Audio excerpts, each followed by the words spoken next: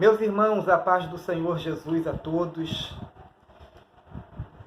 Estamos aqui mais uma vez para a participação da nossa escola bíblica dominical e, excepcionalmente, nesse trimestre, nós vamos estar trabalhando com a editora Betel, que está trazendo para nós um maravilhoso estudo sobre o livro de Salmos. E nesta primeira lição, para esta nossa primeira aula, eu vou estar aqui participando com alguns amigos, professores, e eu quero aqui, na minha participação, falar um pouco sobre a introdução e também sobre o primeiro tópico desta nossa primeira lição, que está nos trazendo o seguinte título: Salmos, um guia devocional para os cristãos. O textual está embasado no livro de Salmos, é claro, 98, verso 5, que diz: Cantai louvores ao Senhor com a harpa e a voz do canto. Muito bem, esse é o título desta nossa primeira lição, este também é o nosso textual. Como eu disse, Salmos é um dos livros mais lidos de toda a Bíblia Sagrada. Eu tenho certeza que no livro de Salmos nós encontramos uma ajuda de Deus, um auxílio de Deus, uma resposta de Deus para nossas vidas. Quem nunca recorreu a um salmo quando estava triste ou quando estava alegre em um culto em ações de graça? Quem nunca recorreu a um salmo em um momento de perigo da vida, né? Sendo assim, e por esta e outras razões, o livro de Salmos, ele é um dos mais lidos, é um dos mais solicitados, não só dentro, mas fora também dos nossos templos. Nesse primeiro tópico, eu quero falar aqui com os irmãos do título do livro, eu quero falar da divisão do livro e também dos escritores do livro de Salmos, ok? Então vamos começar falando do título, o título do livro de Salmos. Salmos, ele significa cânticos ou louvores, né? Ou, por que não, cântico de louvores. Este é o título do livro que nós conhecemos e chamamos de Salmos, cujo significado é cântico ou louvores, se preferirmos, cânticos de louvores, ok? A divisão deste livro de Salmo, esse Salmo, ele é dividido em 5 partes, tá? A primeira parte, ela marca do número 1, ou capítulo 1, para vocês entenderem melhor, do capítulo 1 ao capítulo de número 41, marca a primeira parte deste livro. A segunda parte começa no capítulo 42 e termina no capítulo 72, tá? Eu estou usando capítulos aqui para ficar um termo que todos possam compreender. Na verdade, os Salmos, ele não deve ser citado como capítulo, porque Salmo é um livro de versos, de poesias, ok? Só para os irmãos entenderem aqui. Então, a segunda parte vai do capítulo 42 ao capítulo 72. A terceira parte vai do capítulo 73 ao capítulo 89. A quarta parte vai do capítulo 90 ao capítulo 106. A quinta e última parte vai do capítulo 107 ao 150. Assim, nós dividimos o livro de Salmos em 5 partes, ok? Muito bem. Escritores. Quem são os escritores do livro de Salmos? Salmos, ele é escrito por várias pessoas, tá? Várias pessoas escreveram, participaram na escrita de Salmos. Entre eles estão Moisés, Salomão e Davi, que foi o que escreveu a maior parte do livro, tá? Davi, ele tem a autoria de 73 salmos. Desses 150 que nós temos, 73 tem a autoria de Davi. Bom, assim então está resumido aqui, tá? A introdução e o primeiro tópico do livro de Salmos, ok? Deus abençoe a sua vida. A paz do Senhor Jesus, amém? Bom dia a todos. Vamos aqui tratar das principais características do livro de Salmo, tópico 2. Temos nossos subtópicos, a poesia hebraica, acrósticos e refrão, certo? Que não tem como nós nos aprofundar sobre isso tudo, mas rapidamente passando aqui, né, para nos trazer as principais características, a falar sobre como literatura poética hebraica, né, com conteúdo caracterizado por expressões que retratam emoção, ritmo e linguagem metafórica. Literatura, o que seria isso? Literatura é um conjunto de obras literárias de reconhecimento do seu valor. Então, ou seja, todo livro de Salmo ele é reconhecido pelo seu valor poético, a qual foi divinamente inspirado pelo Espírito Santo de Deus a cada autor, né, cada personagem. Observa que há uma ligação direta do Espírito, né, no homem, não somente falavam simplesmente dos seus lábios para fora, simplesmente porque retratavam, ou seja, a sua natureza humana. Então, ou seja, quando esses autores eles expressaram tudo isso que está no livro de Salmo, para e analisa. O homem no seu estado natural, ele não jamais poderia chegar nesse patamar de estar adorando, estar louvando, estar suplicando, estar expressando as suas gratidões diante de Deus. Observe que o Salmo 91, não somente porque estamos passando por nesse momento, mas há uma ligação direta, algo que é preciso ser valorizado, porque o Espírito Santo de Deus, a qual foi permitido por Jesus Cristo, que está dentro de cada um de nós como igreja de Cristo, ele expressa o amor, ele nos ensina a se achegar diante de Deus. O que o livro de Salmo está retratando é como eu e você devemos nos retratar, né, para se achegar diante de Deus, de que forma eu vou louvar, de que forma eu vou agradecer, não somente de lábios, não por mera coincidência de um acontecimento ou de recorrer a algum livro de Salmo, mas que nós possamos pararmos nesta manhã e analisarmos como eu estou, de fato, adorando a Deus. De que forma é a minha poesia? Ela está saindo de lábios ou está saindo do coração? Está saindo de dentro do meu coração, impulsionado pelo Espírito Santo, ou simplesmente porque eu quero ser um poético, retratando a minha natureza humana? Não. O livro de Salmos ele vai tratar de vários assuntos, vai falar sobre de hinos, cânticos individuais, né? Vai falar de salmos oraculares, vai falar de salmos de bênção, vai falar de cântico de confiança. Louvado seja Deus.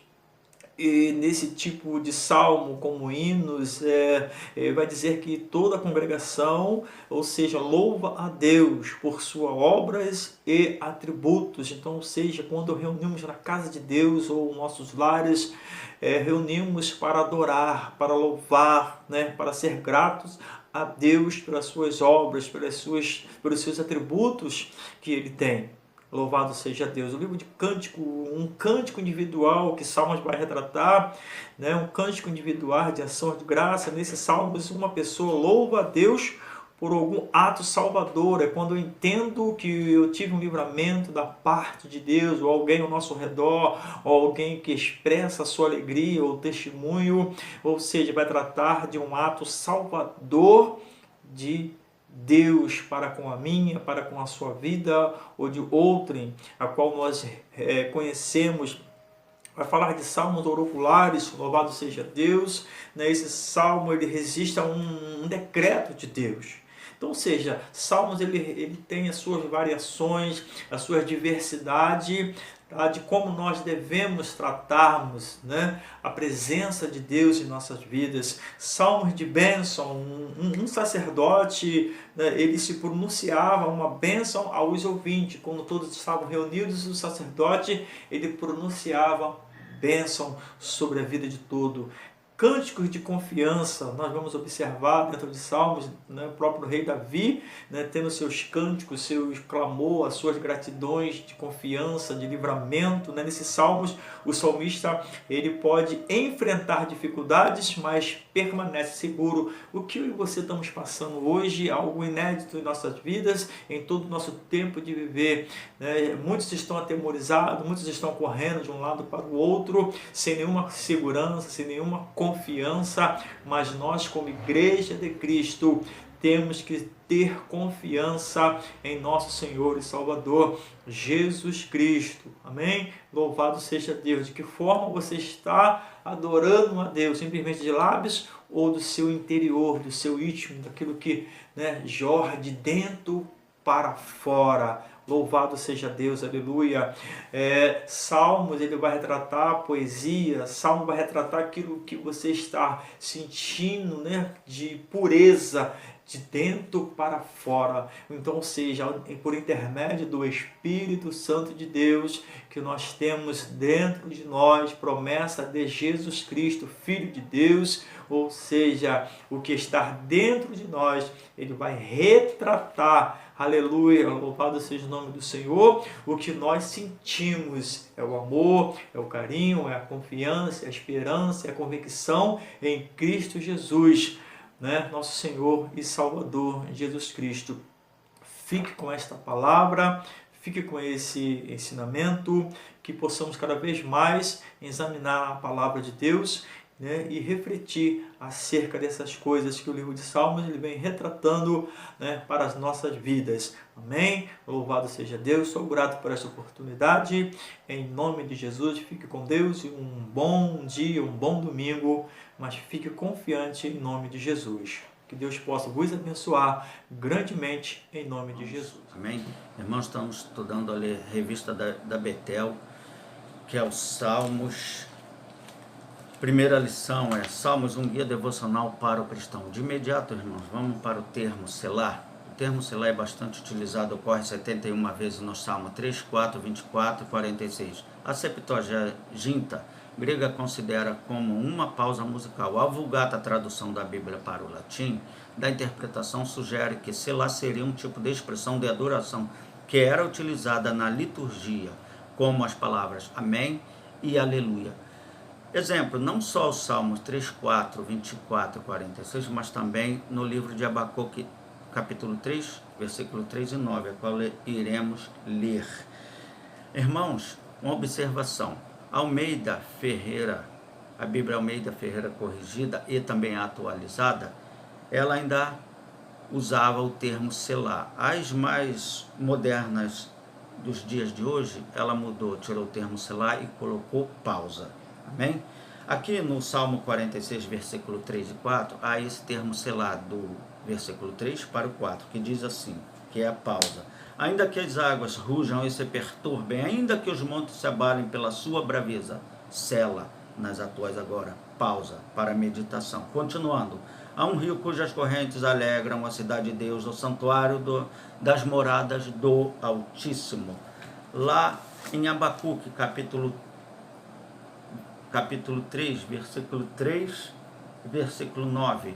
Uma observação, no meio do versículo 3 e do 9, há esta palavra Selá,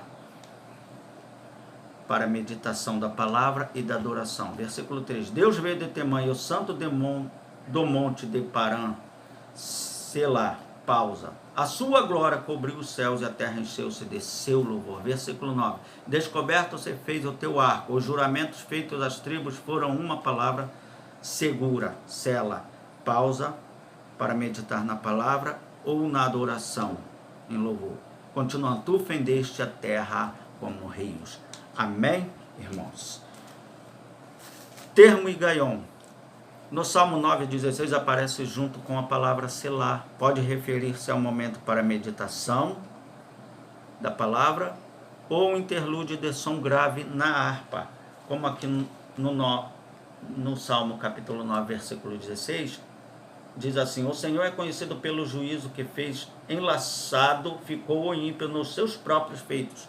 Entre parênteses, o termo Igaion e Selá, especificamente dessa forma para meditar. Amém?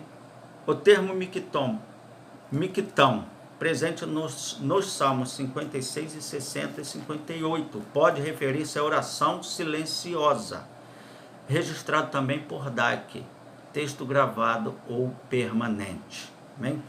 Jedutum. Quem foi Jedutum? Ele foi um músico levita, que está registrado lá em 2 Crônicas, capítulo 5, versículo 12. e também em outros livros também, tem muitas referências sobre esse personagem que existiu, que diz assim, segundo Crônicas 5:12, e quando os levitas cantores de todos eles, isto é, Asaf, Emã, Jedutum, seus filhos e seus irmãos vestidos de linho fino, com símbolos e com alaudes e com harpas, estavam em pé para o oriente do altar, e com eles até 120 sacerdotes que tocavam as trombetas. Esse foi Jedutum. Também foi um nome dado a uma raiz que significava louvar. Amém? O termo masquil encontrado no título de alguns salmos, como 32, 42, 44, 45, pode ser salmos de entendimento. Agora, irmãos, o termo degraus, cujo significado literal é subir, ou ainda cântico de grau, simbolizava subir a Jerusalém. Por exemplo, aqui, Salmo 122, versículo 4, que Davi refere-se, convoca o povo a subir a Jerusalém para adorar o Santíssimo Deus Santo de Israel no templo. Amém? Conclusão, o livro de Salmos é um indispensável guia para o louvor e oração, tanto individual como coletiva, principalmente nesse tempo de tantas distorções e superficialidades doutrinárias expressas em muitos cânticos. Nossos cânticos de hoje, né, irmãos? Louvores egocêntricos, de mim para mim, onde se refere a Jesus como você, não mais como Senhor. Tão diferente lá de Romanos capítulo 11, versículo 16, onde Paulo, louvando a Deus, naquela passagem diz que por Ele, para Ele, são todas as coisas. Agradeço ser rica oportunidade, no nome santo de Jesus, e amém.